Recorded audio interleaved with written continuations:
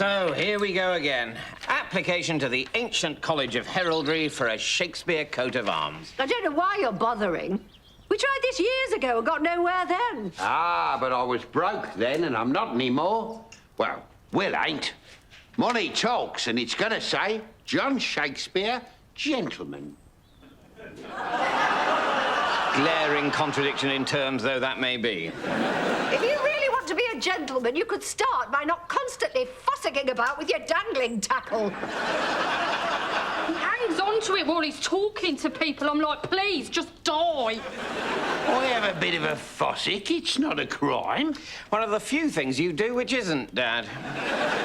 Why waste our money on trying to make that dirty old go posh? Because his shame reflects on me, wife. I am the most divinely gifted poet in Christendom, and yet because I'm also the son of the dodgiest geezer in South Warwickshire, all the other snootish poets do laugh at me and call me the Oik of Avon. Brilliant. But this is England, and so spurious, unearned social status will polish even the most stinksome Turdington. By which, of course, I mean you, Dad. Thus must I bribe the odious Robert Greene that the Shakespeares may be gentlemen. Or, in Dad's case, genitalmen. Give it up, Mr. Shakespeare. You will never win a coat of arms. Your family be turnip-chewing country bumshankles without influence or connection. I doubt if you have so much as dined with a single person of rank or education in your entire life. 'Tis true, Master Green. Never did I dine with folderols, nor ever sup with pamperloins. But I do have £5. Mr. Shakespeare, attempting to bribe an official of the crown is a criminal offense. Bribe, sirrah? 'Tis but a gift, a token of my esteem. A very generous token of my esteem. In which case, I accept it with thanks. Application denied. The door is behind you. Good day. Unbelievable! The lickspittle nincombunion kept my money and gave me nothing! And him a gentleman. Who'd have thought it? Such corruption! To cheat a man offering an honest bribe. I can scarce credit it. Can you credit it, Kate? What? Sorry, wasn't listening. Caught up in my new book, Sir Walter Raleigh's latest biggie. The discovery of the large, rich and beautiful empire of Guyana with the relation of the great and golden city of Manoa, brackets, which the Spaniards call El Dorado, close brackets. Catchy title. Isn't it? I just can't get enough of these thrilling accounts of adventure and discovery. Queued all night for this one, got it signed too, which, incidentally, Sir Walter charged for, which I thought was a bit off considering without us, he'd be nothing. Sorry, without who, Kate? Us, his fanaticals. We made him. This would be a man who, among other things, established the first English colony in North America, named Virginia for the Queen, and brought potatoes to these shores. Yes, that's right. And you made him. Absolutely. Kate, it'd be a man's achievements that raise him up. Fame itself is ephemeral. It'd be like the tasty snack that a fond mother packs for the eager schoolboy against the hunger of the long afternoon. What? Gone by lunchtime. But you want to be famous, don't you? As a poet, Bottomy, if fame itself be more important than the means by which it be got, then will there dawn a day in Albion where we simply watch a gaggle of inadequates sitting about in a house and call them famous? I think that could actually be quite an interesting social experiment. It might start out that way, Kate, but it would soon degenerate into a fatuous game of who bonketh whom. Just off to Mr. Green's dinner party, Kate, but I wanted to drop Othello's hanky back. Oh, no problem, Mr. Shakespeare. I've had quite a few prezzies since then. A bead necklace, a hollowed-out gourd, a potpourri of scented leaves and berries contained within the dried scroting sack of a defeated foe. Hottie's so romantic. A hottie? Oh, yes, 'tis my pet familiar for him. I fashioned it out of the first syllable of his name and the fact that I find him extremely and totally hot. Yes, I think I got that. He calls me Sweet Tits, which no doubt be a reference to adorable baby birds. Yes, and tell me, Kate, have you yet confessed to Prince Othello that you are not, in fact, the Duchess of Northington, but a naughty imposter? Oh, Oh, Mr. Shakespeare, Hottie won't mind that. He loves me, and amor vincit omnia. Yes, hang on, I know this. Virgil, love conquers all. Love conquers all. Could have sworn that was one of mine. Virgil, you sure? Quite sure. Nearly 2,000 years ago. Right, so definitely out of copyright. And tell me, Kate, how do you see this relationship developing? Do you imagine yourself as the future Mrs. Othello? Oh, I don't know, Mr. Shakespeare. He's admitted to me that he's polygamous. And so if we married, I would in fact be one of 17 Mrs. Othellos. Goodness, Kate. Could a proud Englishwoman ever accept such a demeaning situation? Well, you see, Mr. Shakespeare, if, as a proud English woman, I marry a proud English man, he immediately takes all my property and has the right to make of me his slave and beat me without fear of law. As would the Moor. Yes, but with Othello, I would only get 1/17 of his attention. Whereas in England, I would have to put up with some brutal bastable all on my own. For an Elizabethan woman, marriage is a percentage game. Right, yes, I see that. Plus, think of the adventure. To be with such a man as the Moor, a warrior who has sailed afar and seen the anthropophagi and men whose heads do grow beneath their shoulders. Yes, well, I must admit that does sound like pretty exciting stuff. There was one other thing. I wanted to ask a favour. As you know, I'm hoping to petition the College of Heralds to grant the Shakespeares a coat of arms. Robert Greene has let slip that were so great a man as General Othello to plead my cause, Greene might be better disposed to consider it. So I was wondering... Of course, Mr. Shakespeare. I'll have a word with Hottie, and I'll lay it on really thick. I'll say you're absolutely amazing and totally wonderful. Now, you have a lovely evening with Mr. Greene. I'm going to bury myself in Sir Walter Raleigh's book and dream of Hottie taking me in all those exotic places. To, Kate? You mean taking you to all those exotic places? I kind of think I know what I mean. I expect you're all famished after your long journey. Well, there's a fine stew on the fire. Bottom, will you dish up? Suppose I better I'd do. Whoever it was who coined the phrase, a change is as good as a rest, obviously wasn't a servant. That was me, wasn't it? Yes, I think that's definitely one of mine. So when my gran used to say that to me when I was a tiny, tiny lad, she was quoting you then, was she? You really have got to stop taking well-known sayings and claiming you wrote them, Will. You're better than that, you know you are. So, what's this new historical crap you're writing then, Will? I'm going for the biggie, Dad. Henry VIII. Henry VIII? I can't imagine anyone wanting to watch dramas about him or any of the Tudors. That devil destroyed the one true faith. Mum, we do not call Catholicism the one true faith. It was the one true faith under the last Queen. Under the current crazed harridan, it is satanic heresy. Do try and keep up. I don't think Mr. Shakespeare should cover Henry VIII either, Mrs. Shakespeare. The man's life was one long catalogue of religious hypocrisy, domestic violence, and murders of convenience. Sounds like my kind of play. I'm sure he had a good side, some redeeming features. Dad, he cut off 2 of his wives' heads. I am aware, my sweet. He didn't just say, oh, you don't really get me anymore, we need to give each other space. He cut off their heads. Well, sometimes with relationships, it's better to make a clean break. Now, come on, everyone. We're looking for King Harry's positive points. Well, he made Wales and England into one kingdom. I think I'll leave that out. Not making any friends on either side there. Although, of course, the Union did make sound economic sense, promoting growth by breaking down trade barriers and allowing for free movements of goods, services and labour. Yes, Kate, but if there's one thing we know about the British, be we Welsh, Scottish, or, pardon me for living, English, it's that when it comes to a choice between sound economic sense and bloody-minded petty nationalism, then the world can get Stufflingtoned because we want our countries back, no matter how small, cold, wet, or utterly impoverished they may be. Anything else? He wrote green sleeves. He did not write green sleeves. That is a common misconception, which no doubt will be corrected with time. He was a great scholar for all his boorish, violent ways. He wrote Assertio Septem Sacramentorum, a staunch defence of Catholicism, for which Pope Leo X gave him the title Defender of the Faith. This would be the faith that a week later he started burning people for believing in. The one true one. No, Mum. Satanic heresy. You've got to try and get your head round that.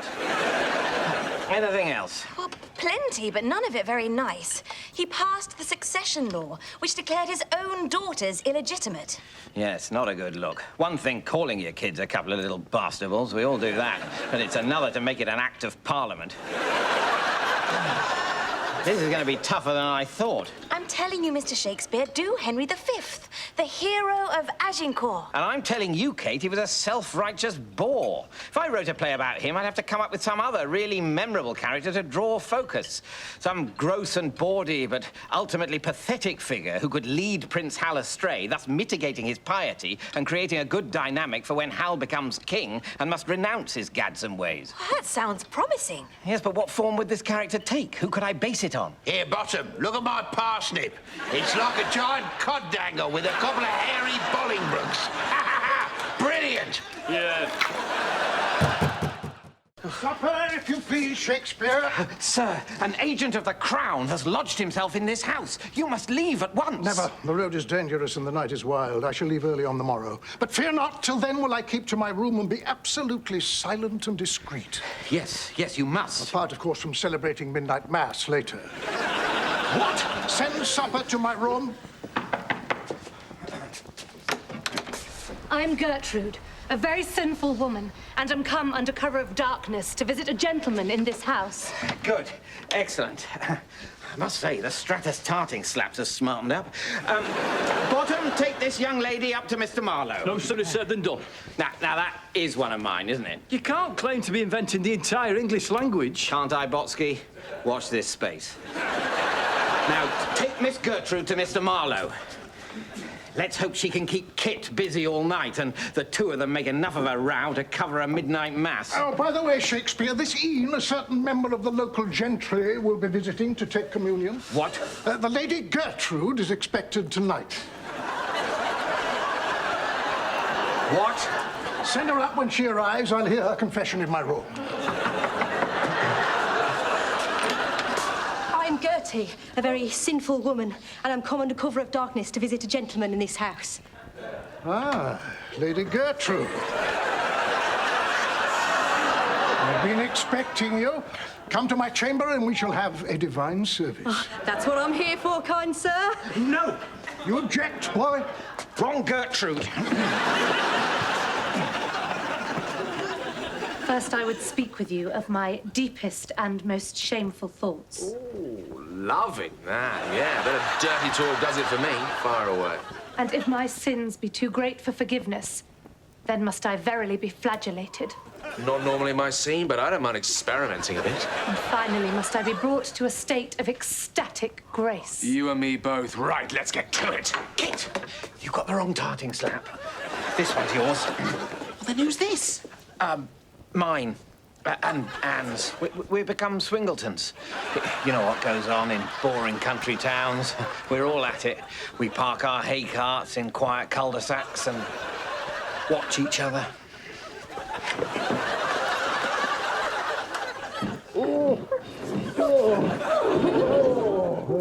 Et filius, et spiritus sanctus. Amen. Looks like you got away with it, Master. Kept them both busy. Yes, but it was close. We nearly delivered a Catholic noblewoman to a government agent and a lowly tarting slap to a crazed religious zealot. Well, I've turned some tricks in my time, but that ancient doddering old arsemonger was the weirdest. He just wanted to serve me wafers and wine and talk Latin to me. Still, whatever turns them on. The price is still the same. A copper penny.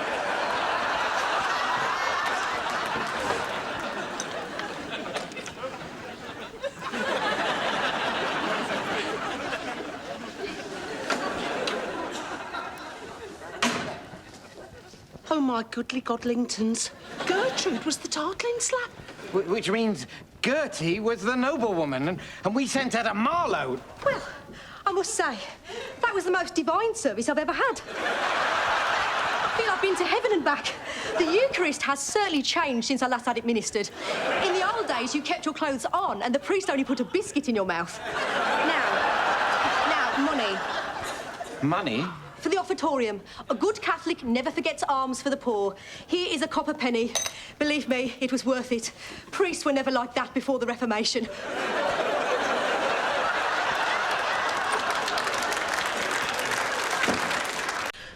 How can this be? I feel my pulse quicken and my boobingtons do palpitate most mightily. 'Tis very madness. And yet, when he practices the sweet words of romance, I do totally find myself going diddly-doo-dah. They're doing a lot of talking to themselves, which in my experience means things are going to start going very wrong. Kate. Babes. Bambina. See? I love you. Like the wild pig, I long to snuffle your truffle. Can I hope that you love me? Yes, yes, I love thee too. Result, and yet late tonight I must to Verona. My ship awaits. Hi, Sirrah. 'Tis against such a day that we have studied here in our little Verona. I, your Contessa, with a noose always at your service. Pardon? She means me. Right, yes. Absolutely. Bit of a leap. Anyway, right now I must to the tavern, there to meet my sidekick, Valentine, but I shall return tonight for one final farewell. Oh, until tonight, gentle Christopher. Please call me Kit. I am your Kit. Oh, such irony. I, your Kit, must get off when all I desire is for you to get your Kit off.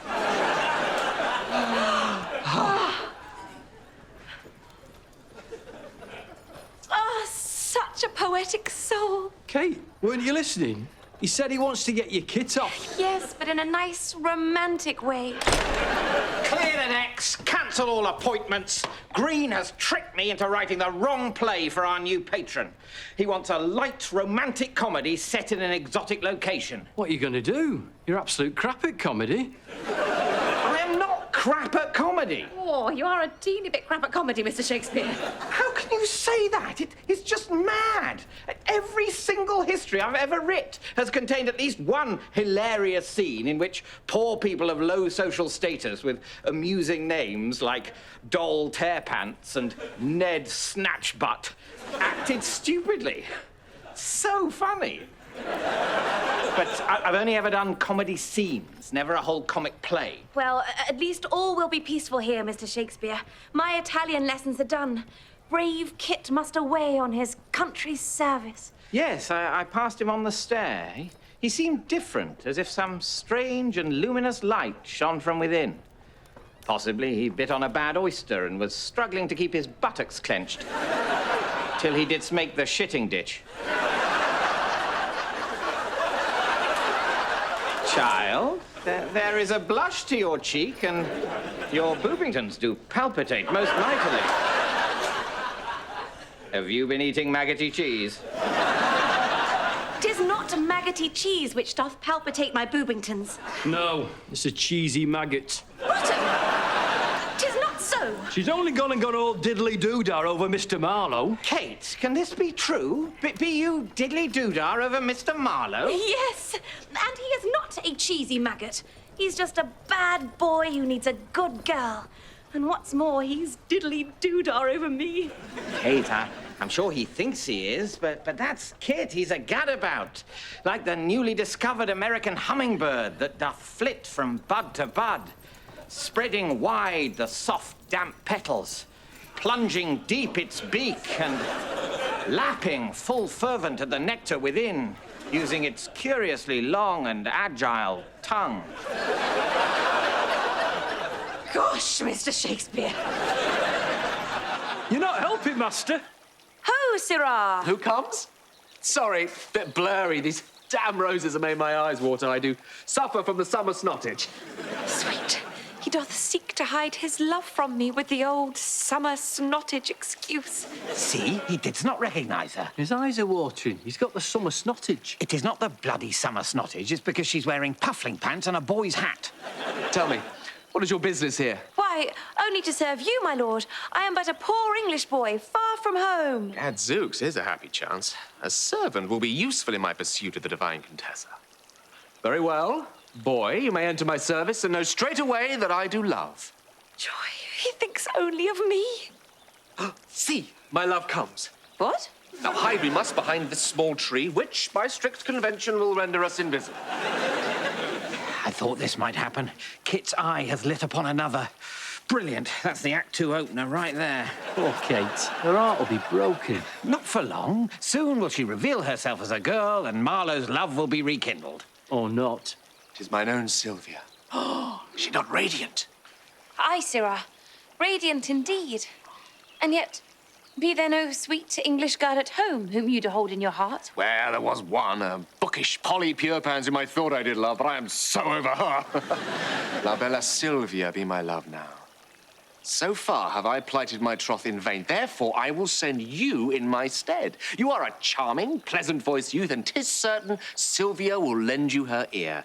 Here, give her this token of my love. Oh. This ring, sir, but surely 'tis most precious to you. No, not really. Got it off at landlady's doors. I can't really see her having anything valuable to give away. Save, perhaps, her heart? Kit sends Kate to plead on his behalf with the very love token she gave him. Boom. Act 3 just wrote itself. What a total bastable. Don't worry. When she reveals herself, all will be well, and I'll have my finale. Or not. Madam, forgive my intrusion, but I bring word from my master, Christopher Marlowe. Signor Marlowe? Well, what says he, girl? Boy. I am a boy. I see you are confused with your gender. Or perhaps just curious is more common than people think. Well then, boy, trapped in a girl's body. What a message have you for me? Only that my master does love you full well, and as a token of his love, does offer you this nipple ring, which didst pierce the nipples of his forebears. Zoons. This lad doth have the very gift I gave Kate. It is Kate. Come in disguise, the better to be near me. And I've just sent her to declare my love for Sylvia. Awkward? You go tell your master that both of my nipples be already pierced with finer jewels than this, huh? Besides, I do love another. My Valentine. And I love thee. A second lover. Brilliant. I'll certainly use that. And now will Kate reveal herself. You are right to spurn Marlowe, Contessa. For once, he did love me. See how she does shake out her hair most ravishingly. Now will Marlowe love her once again. Kate, I've been a fool. Forgive me. Boom. Textbook stuff. I predict a double marriage. Or not. Sylvia, will you give me your hand? Yes. Kate, will you give me your hand? Yes. What did I tell you? The English foreplay, I've heard of this. Summon the priest. Bring the candles, burn the incense, let the twin weddings begin.